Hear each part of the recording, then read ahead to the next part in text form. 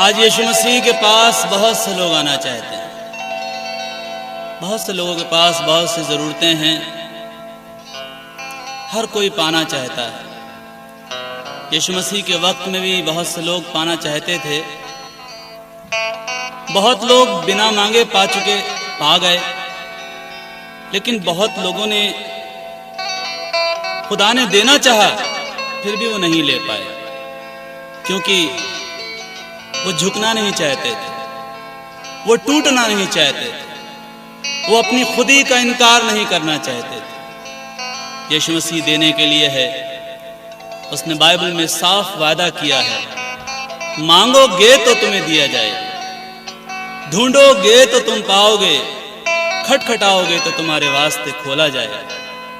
हम मांगते ही नहीं हैं, इसलिए मिलता नहीं है। ढूंढते नहीं हैं, इसलिए पाते नहीं हैं। खटखटाते ही नहीं हैं, कैसे खुलेगा? आइए, आज की जरूरत यही है।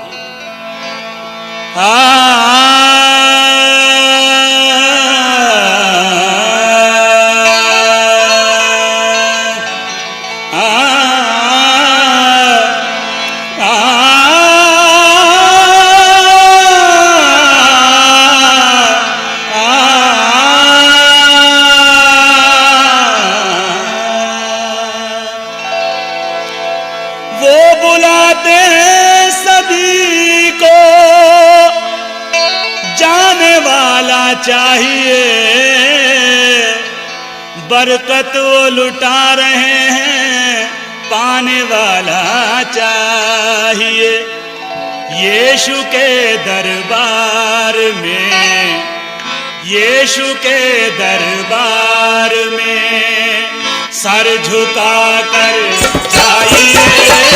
यीशु के दरबार में सर झुका कर जाइए।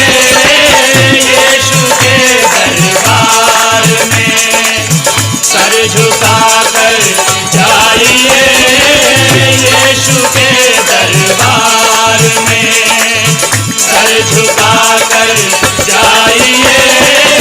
यीशु के दरबार में। देखिए,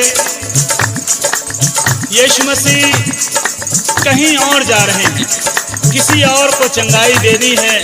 तभी एक औरत जो 12 साल से बीमारी में थी, वो चुपके से ये सोचती है कि अगर मैं यीशु मसीह के कपड़ों को छू लूंगी तो मुझे चंगाई मिल जाएगी, मैं अपनी बीमारी से अच्छी हो जाऊंगी।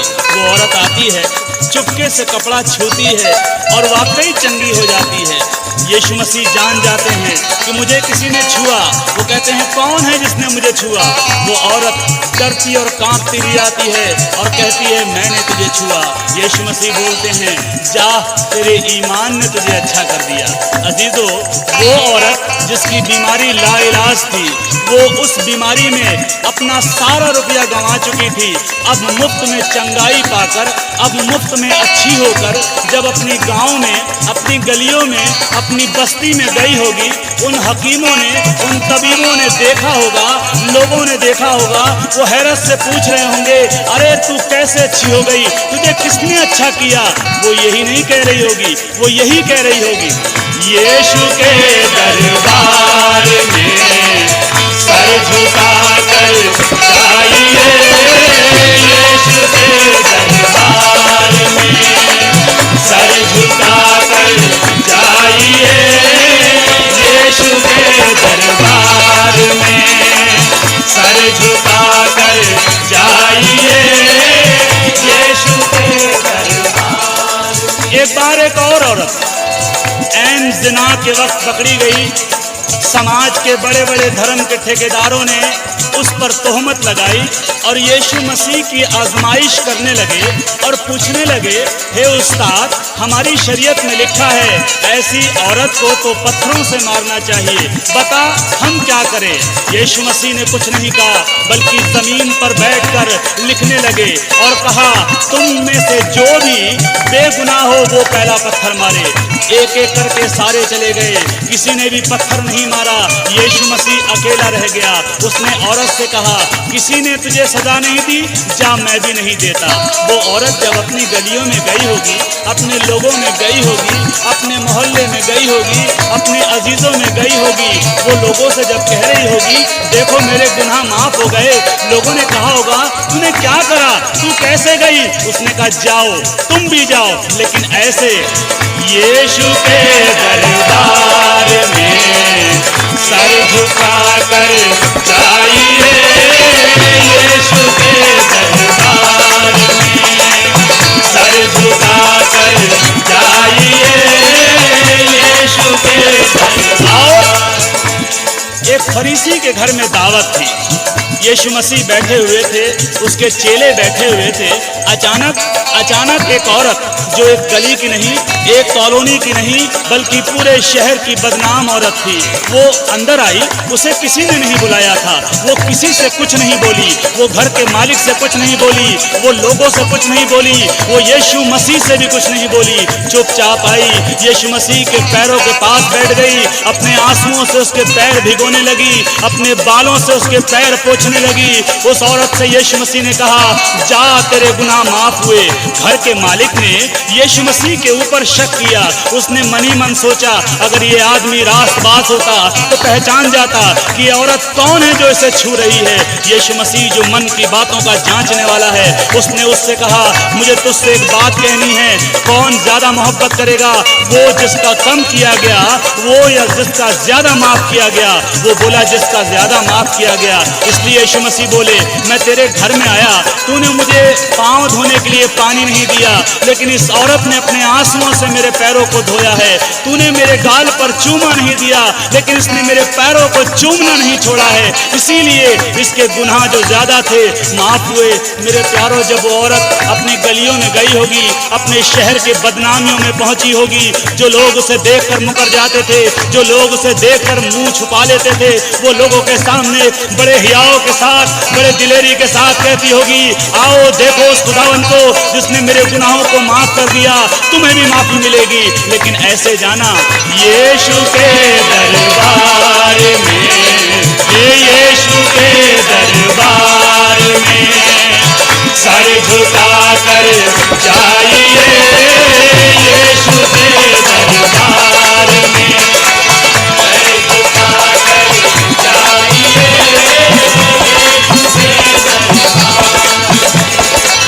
यीशु के दरबार में सर झुका कर जाइए, यीशु के दरबार में सर झुका कर जाइए। है सभी कुछ आपका, है सभी कुछ आपका, बस पा सको तो पाइए, है सभी कुछ आपका, पा सको तो पाइए, है सभी कुछ आपका, पा सको तो पाइए, है सभी कुछ आपका।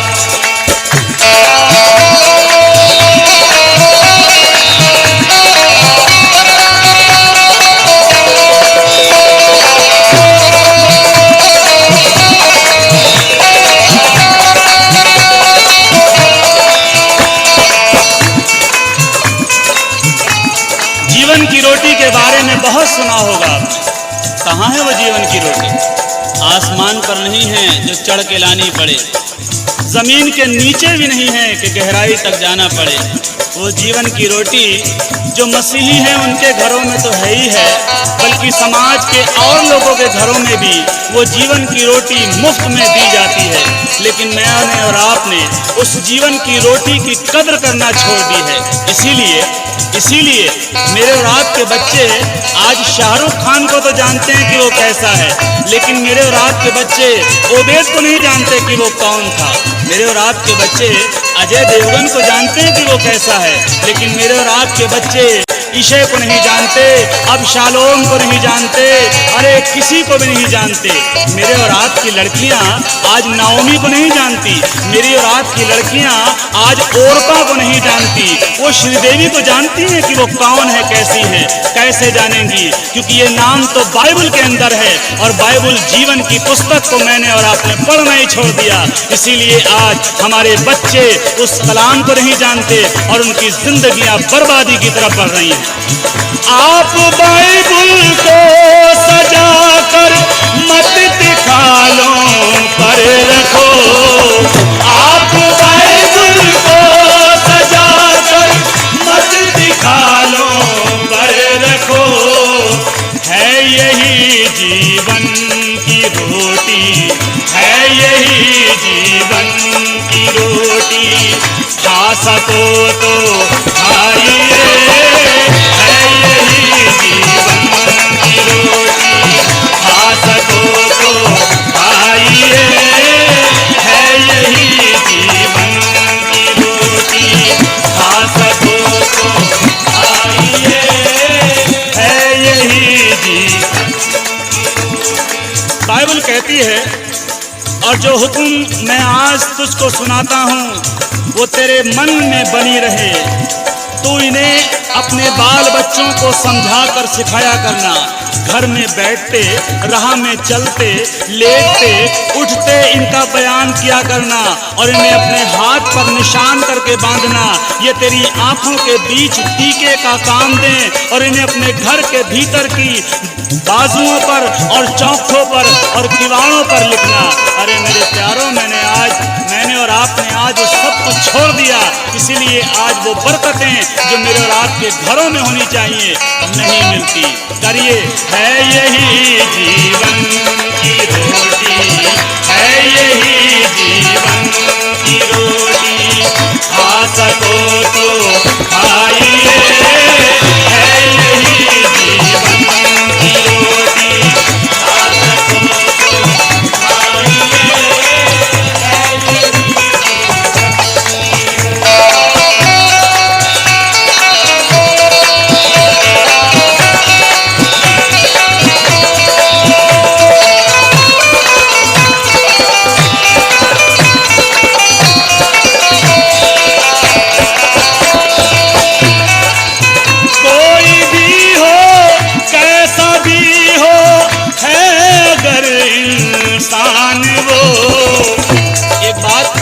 एक बात सोच कर रखिएगा, अगर मैं और आप पिक्चर हॉल में बैठे हों और बगल की सीट पर मेरा और आपका दुश्मन आकर बैठ जाए तो क्या पिक्चर हॉल में जाना बंद कर देंगे? क्या पिक्चर से उठ के चले जाएंगे? अगर कहीं शादी में या पार्टी में खाना खा रहे हो, खाना चल रहा हो और बगल में दुश्मन खाने लगे तो क्या खाना छोड़ देंगे? नहीं। लेकिन जब इबादत की बात आती है, जब मीटिंग की बात आती है तो कहते हैं नहीं, हम माने ही जाएंगे, हमारी उनसे लड़ाई चल रही है, वो हमारी मिशन के नहीं है। अरे अजीजों, लड़ाई क्या होती है, मिशन क्या होती है? खुदा एक है, विश्वास एक है, बपतिस्मा एक है, बेटा एक है और आने वाला भी एक है। कोई भी हो, कैसा भी हो, है अगर इंसान वो, कोई भी हो, कैसा भी हो, है अगर इंसान वो, घर में उसके लेके बाइबल, घर में उसके लेके बाइबल, जा सको तो जाइए, घर में उसके लेके बाइबल, जा सको तो जाइए, घर में उसके बाइबल।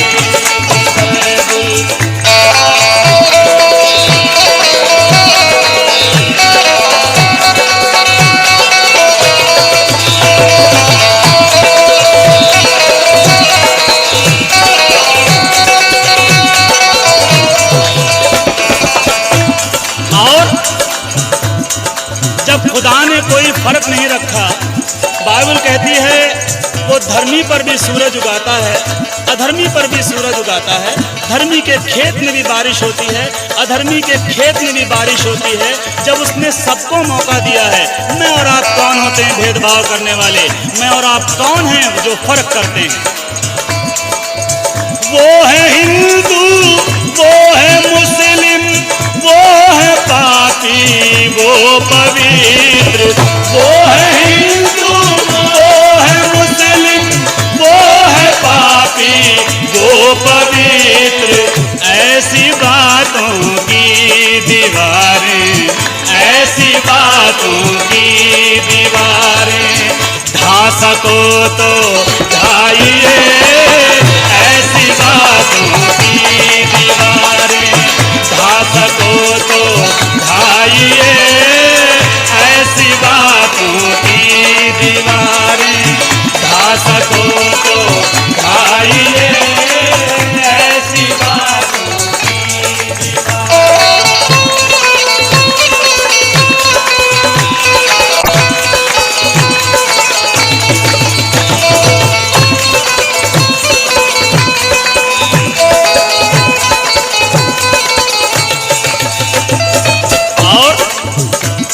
अगर आप चाहते हैं आसमान पर फरिश्ते खुशी मनाएं और फरिश्तों को खुशी मनाते हुए देखकर मेरा और आपका खुदा खुश हो, और जब खुदा खुश हो तो मैं और आप जो मांगें वो पालें, तो ये काम करना पड़ेगा।